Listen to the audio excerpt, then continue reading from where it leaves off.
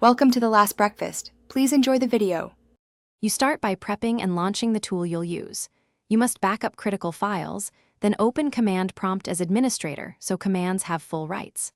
Once open, check disk layout and basic usage with dir/s in key folders and generate a battery report with powercug/battery report to track health. This gives context for what to clean and why. Make sure to keep a note of large folders so you target the right locations next. Once prepared, you execute targeted cleanup commands to free space and remove clutter.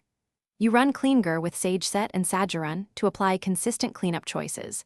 Then delete user and Windows temp files with del/q/f/s for speed and force.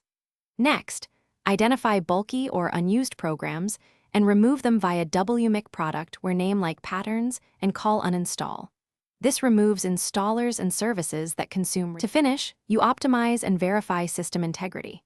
Rebuild the search index so Windows stops reindexing constantly, and inspect startup entries with wmic startup list full, disabling unnecessary ones via scheduled tasks or registry edits to reduce boot time. Then run chkdskc/f to fix disk errors and dism/online/cleanupimage/restore health to repair component store issues. If a command fails, run it as administrator and check free space.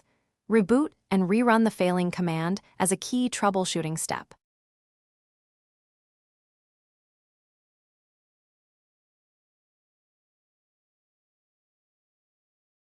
Thanks for watching. If this was helpful, leave a like and consider subscribing. See you next time.